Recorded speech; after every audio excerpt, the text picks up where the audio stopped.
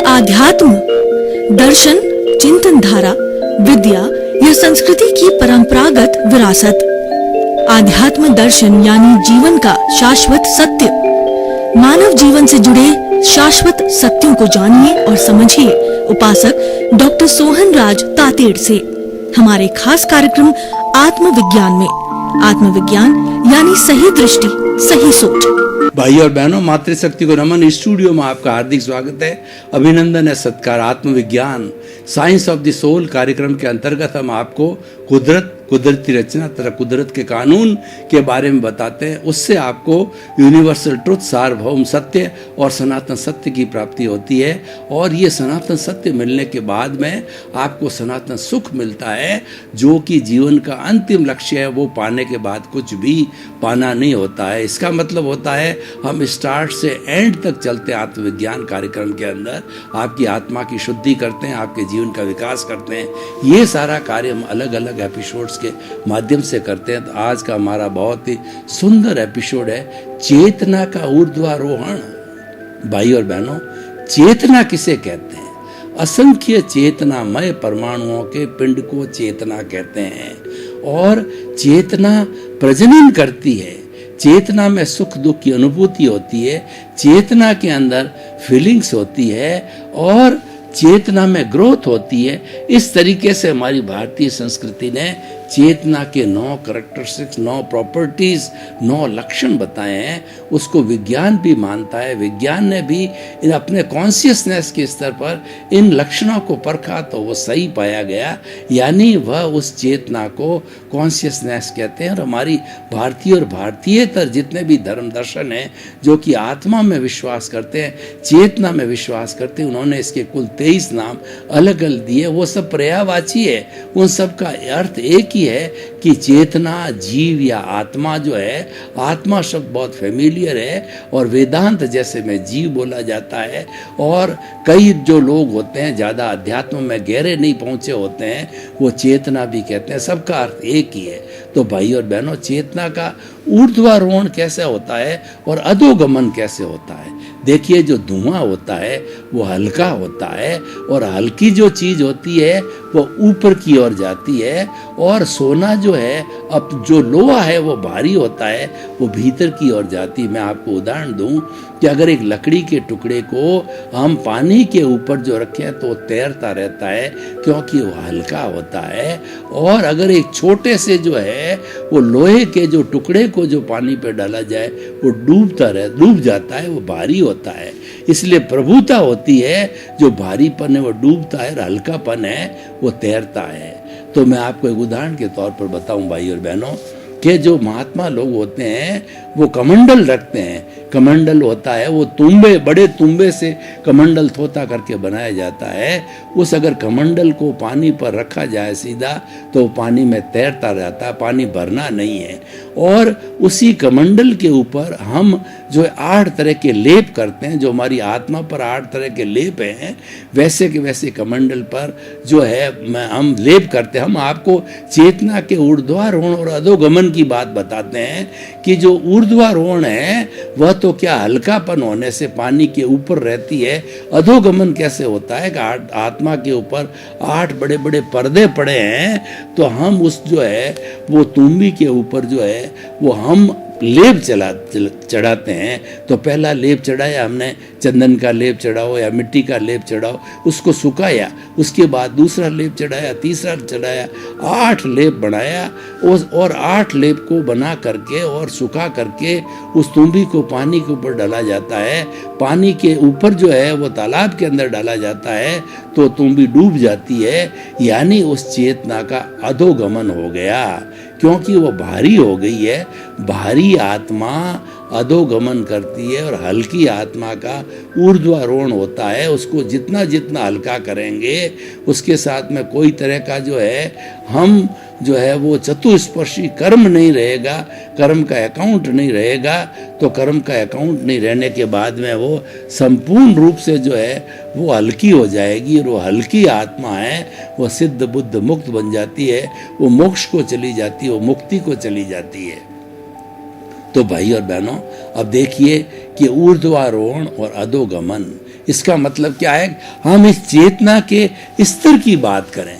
चेतना के कुल 3 स्तर है, उसको हम देखेंगे तो हमको मालूम पड़ेगा अधोगमन कैसे, ऊर्ध्वारोहण कैसे। चेतना वही है, जो चेतना है वो शुद्ध स्वरूप के अंदर वो परमात्मा का अंश है और वो हर शरीर में मौजूद है। जो हमारा एकेंद्रिय, द्वेंद्रिय, त्रिंद्रिय, चतुरेंद्रिय, पंचेंद्रिय, नरक गति, तिरंज गति, मनुष्य गति, देव गति और अंतिम मोक्ष में भी माने तो सब में शुद्ध आत्मा एक जैसा है। राम में, कृष्ण में, आप में, मेरे में, पेड़ में, पौधे में, गाय में, भैंस में, बिल्ली के अंदर, शुद्ध चेतन तत्व के अंदर कोई फर्क नहीं है।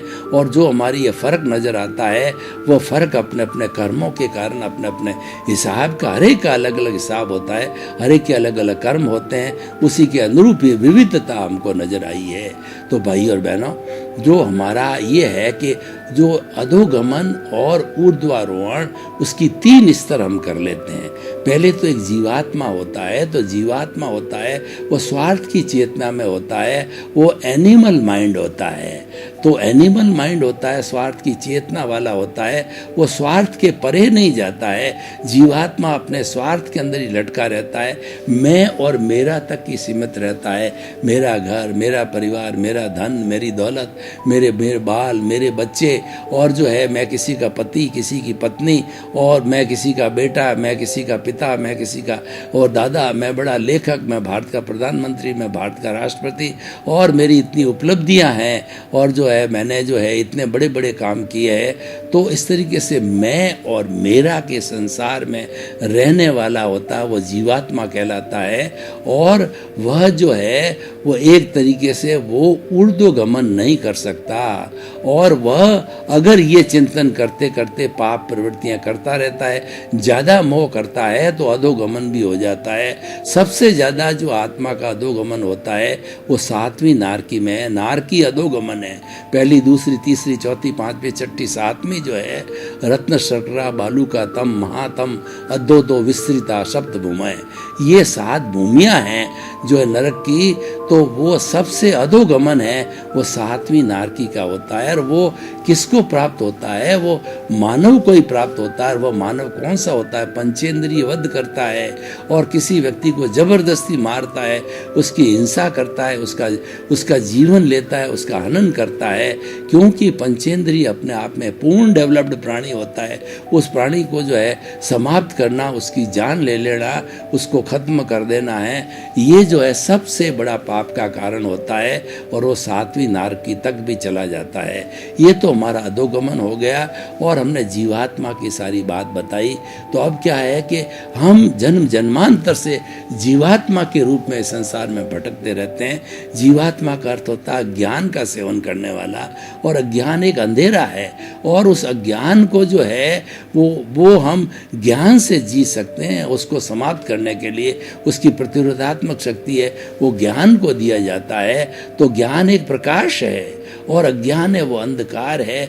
और वो प्रकाश देने वाला जो होता है वह प्रत्यक्ष ज्ञानी होता है या गुरु होता है। गुरु की परिभाषा की गई है। गु का मतलब अंधकार, रू का मतलब दूर करने वाला। गुरु वह सद व्यक्ति है जो अंधकार, अज्ञान रूपी अंधकार को दूर करता है और ज्ञान प्रेषित करता है, वह गुरु होता है। और उसको इस ज्ञान को दीपक की उपमा दी गई है कि आपके घना अंधेरा हो और एक छोटा सा दीपक जला दिया जाए तो शताब्दियों का अंधेरा चीर करके, तिमिर को हर करके वहाँ प्रकाश कर देता है। तो जो दीपक होता है स्व पर प्रकाशक होता है, ठीक उसी तरह से हमारी आत्मा भी स्व पर प्रकाशक होती है। तो ये सारा जो है हमारा जो है, अब हम जो है वो ऊर्ध्वारोहण की बात करें तो हमको ज्ञानी पुरुष मिल गए, हमको सद्गुरु मिल गए, उनकी कृपा मिल गई, हमारा भाग्योदय हो गया, हमारा पुण्योदय हो गया। तो वो हमें सच्चा ज्ञान देता है।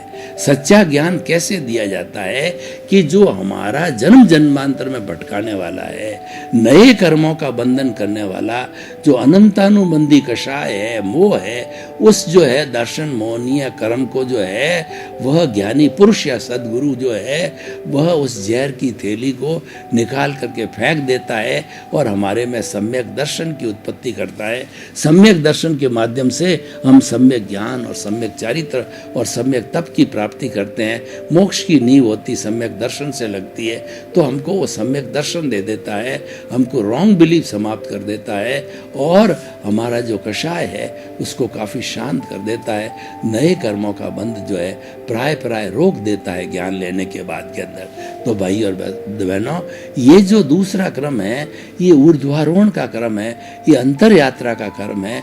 जो अंतर यात्रा में वाला व्यक्ति होगा वह जो है वो सबके भले की बात चिंतन करेगा, और क्योंकि उसके पास ज्ञान है तो ज्ञान हाजिर होने के कारण जो हमारा को ज्ञान देने वाला है जो कि सच्चिदानंद है, सच्चिदानंद का मतलब सत्य चित्त और आनंद, सत्य का अर्थ होता है वो अविनाशी है, जो हमारे भीतर प्रभु विराजमान है वो अविनाशी है, और चित्त का मतलब है वो ज्ञान दर्शन वाला, उसकी प्रॉपर्टी होती है और वो आनंद है, उसका लक्षण है। तो इसीलिए हम सच्चिदानंद का मतलब आनंद की स्थिति देने वाला होता है, तो वो हमारा चेतन तत्व होता है। तो हम जो है, जो हमारा जो दूसरा ऊर्ध्वारोहण का स्टेप है, जो अंतर यात्रा है, वो हमारा अंतरात्मा है। उस अंतरात्मा का विकास करके और आगे बढ़ते हैं। विकास कैसे होता है कि जो हमारा ज्ञानी पुरुष की कृपा होती है वो हमको 3 तरह के गिफ्ट के जो पैकेट्स देता है। तो पहला तो गिफ्ट का पैकेट ये है कि हमारे वो अनुभूति करा देता, प्रीति 100% करा देता है कि तुम तो जो है वो तुम ज्ञाता हो, तुम तो दृष्टा हो, तुम तो जानने वाले हो, देखने वाले हो, तुम अनंत ज्ञान वाले हो, अनंत दर्शन वाले हो, अनंत शक्ति वाले, अनंत सुख का धाम हो। इसीलिए जो है तुम ज्ञाता दृष्टा भाव में रहो। क्या ज्ञाता दृष्टा करना है कि ये जो सुवर्ण राज रूपी मन वचन काया पूर्व जन्म के कर्मों के भुगतान के लिए मिली है, इसको देखते रहो, इसको जानते रहो। और क्योंकि जब ये अंतरात्मा बन चुका है, ये ज्ञान प्राप्त कर चुका है, तो जो है आपको करना क्या है ज्ञाता दृष्टा में। अगर ये कहीं पे भटक जाता है, भटकने का अर्थ होता है किसी के प्रति दोष देखता है, किसी के प्रति बुरे भाव करता है, किसी के प्रति जो है ये ओपिनियन और जो है अपना अभिप्राय देता है, या किसी प्राणी को दुख देता है या राग द्वेष बढ़ाता है, तो ऐसी स्थिति के अंदर जो है आपकी जो भाव सत्ता है, जो हमारी आत्मा की, क्यों आत्मा तो अक्रिया है, आत्मा शरीर ही है, वह कुछ नहीं करती है। वो भाव सत्ता जो है प्रज्ञा के रूप के अंदर मॉनिटर करके शरीर को हाजिर होकर के और वो हमारे जीवन को मोड़ देती है और हमें जो है उन बुराइयों से बचा देती है, हमको कर्ता से अकर्ता बना देती है।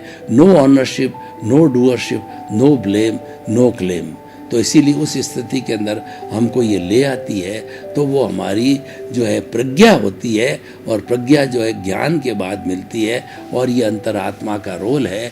और ये धीरे धीरे करके अंतरात्मा बनने के बाद के अंदर हमारा जो जितना भी कौशल बॉडी लिंग शरीर है वो धीरे धीरे साफ होता रहेगा, और साफ होकर के जब संपूर्ण रूप से उसकी निर्जरा हो जाएगी। ये आंशिक निर्जरा होती है जब हम ज्ञाता दृष्टा में शुद्ध भावों में होते हैं, तो इसकी आंशिक निर्जरा होती है। और जब हम जागृति को बढ़ाते हैं, हर क्षण जो है ज्ञाता दृष्टा भाव में रहते हैं। जो दूसरा गिफ्ट आर्टिकल हमको दिया गया है वो ज्ञाता दृष्टा भाव के अंदर ये जो है शुद्ध भावों के हिसाब से रहता है, यानी हमारे में वो जागृति देता है। जागृति ही पुरुषार्थ है और ये रियल पुरुषार्थ है। इस रियल पुरुषार्थ के माध्यम से जो है हम धीरे धीरे ऊर्ध्वारोहण करते रहते हैं। तो भाई और बहनों, तीसरा जो हमको ये गिफ्ट का आर्टिकल दिया जाता है वह जो है हमारा अनुभव का होता है। 15% 100% प्रीति होती है, 15% जो है वो हमारी जागृति होती है, और 2% अनुभव होता है। जब हम जागृति को बढ़ाते जाते हैं 24 घंटे आत्मरंजन में रहते हैं, आत्म निरीक्षण करते हैं, आत्म परीक्षण करते हैं, ज्ञाता दृष्टा भाव में रहते हैं, तो और इस शरीर रूपी पुतला जो है वो करता, उसको मात्र देखते रहते हैं, जानते रहते हैं, कोई प्रतिक्रिया नहीं करते हैं। तो धीरे धीरे जो कारण शरीर विलीन हो जाता है, और विलीन होते होते जब जीरो की अवस्था में आता है तब हम परमात्मा बन जाते हैं, तब हमारी तीसरी स्थिति आ जाती है। तो अंतरात्मा में समय लगता है और इसमें कन्वर्शन होता है, ट्रांसफॉर्मेशन होता है।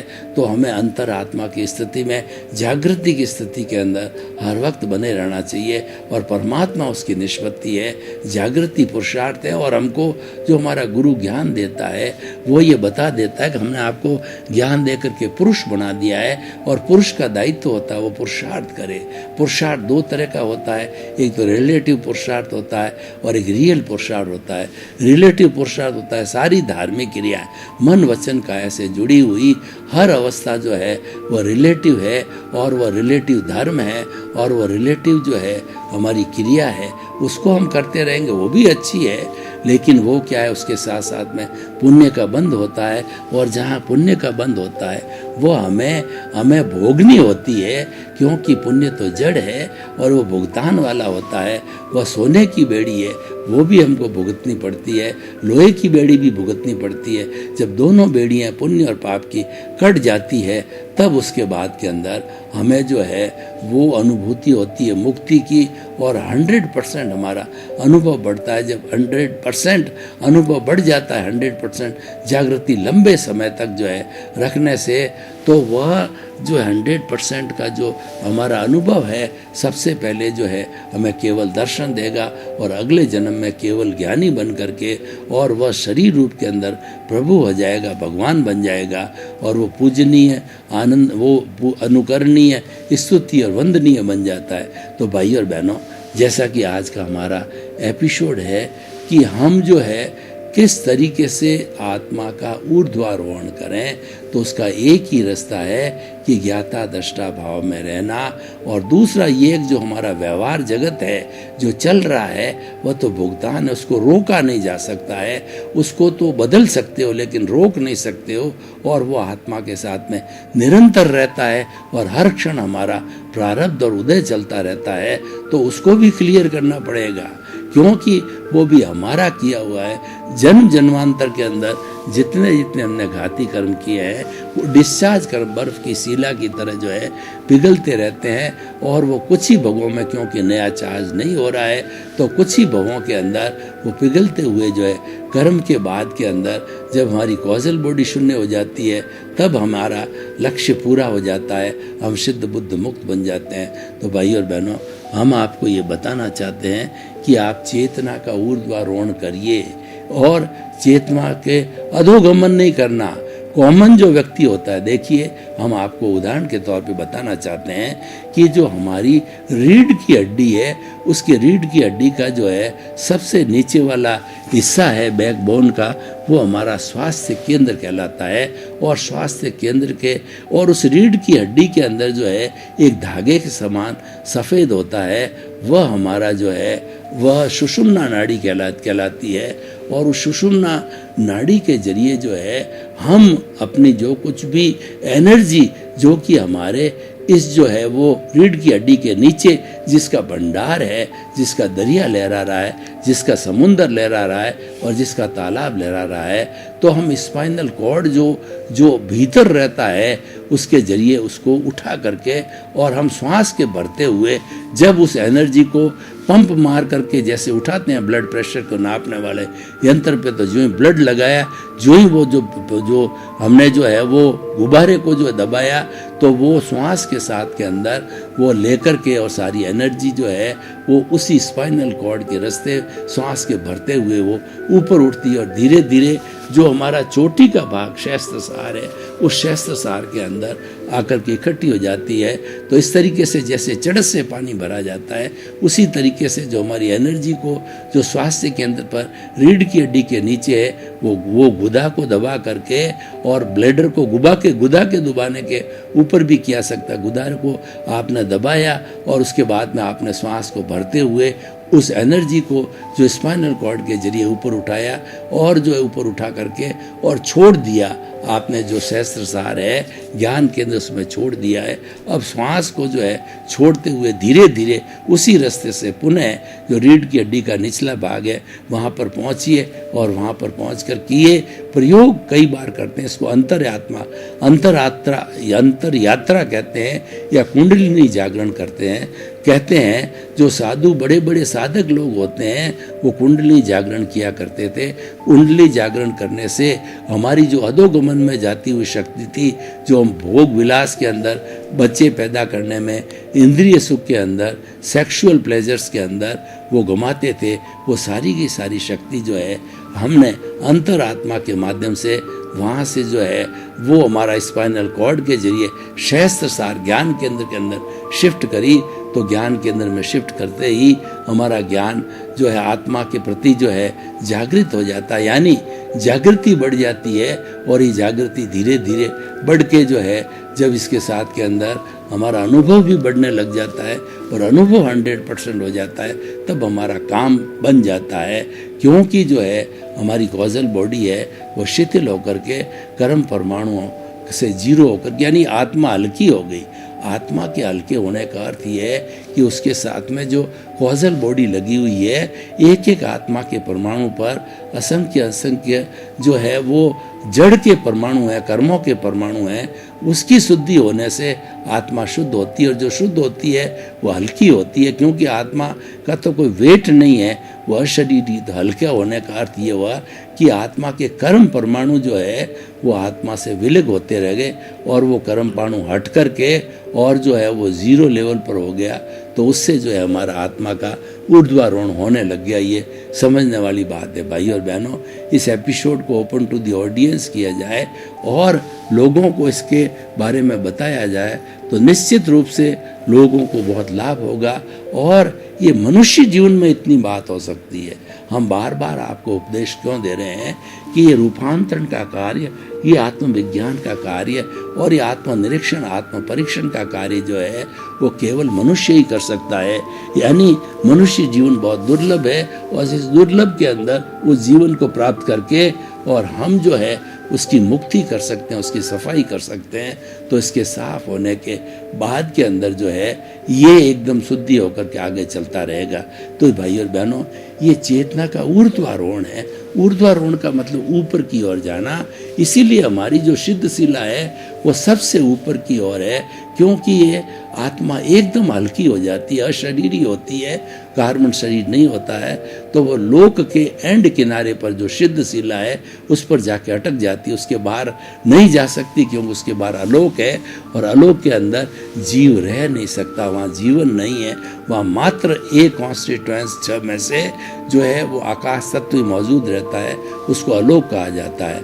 तो भाई और बहनों, आइए हम इस जो है एपिसोड्स के माध्यम से आपको जो ये बतावें कि आप हर क्षण आत्मा का ऊर्ध्वारोहण करते रहो, चेतना का ऊर्ध्वारोहण करते हो, प्रगति करते रहो, क्योंकि ये जीवन का लक्ष्य है। और हमारा ये मानव शरीर बहुत दुर्लभ मिला है। ऐसा ना हो कि हमने कोई भी बिना पुरुषार्थ किए इस जीवन को छोड़ दें और अगला ये मानव जीवन मिले या ना मिले। तो इसीलिए चिंतन करना चाहिए और हमेशा जो है हमें अपने ऊर्ध्वारोहण की बात करनी चाहिए। भाई और बहनों, आपका बहुत बहुत धन्यवाद। आप हमारा आत्मविज्ञान कार्यक्रम बराबर देख रहे हो। आप आत्मविज्ञान कार्यक्रम की आत्मा हो और हमको फीडबैक मिल रहा है कि आत्मविज्ञान कार्यक्रम आपको अच्छा लग रहा है। और अच्छा लगेगा भी क्यों नहीं, क्योंकि ये आपकी आत्मा की बात है, आपके निर्माण की बात है, आपके भले की बात है, प्योरली आपके हित की बात है। क्योंकि हमारा जो उद्देश्य है सर्वे भवन्तु सुखिनः सर्वे सन्तु निरामया, सभी जीवों को सुख मिले, शांति मिले, आनंद मिले, प्रेम मिले, मोक्ष मिले। इसी क्रम में आपके प्रति मंगल। क्या है आध्यात्म? दर्शन, चिंतन धारा, विद्या या संस्कृति की परंपरागत विरासत। आध्यात्म दर्शन यानी जीवन का शाश्वत सत्य। मानव जीवन से जुड़े शाश्वत सत्यों को जानिए और समझिए उपासक डॉक्टर सोहन राज तातेड़ से हमारे खास कार्यक्रम आत्मविज्ञान में। आत्मविज्ञान यानी सही दृष्टि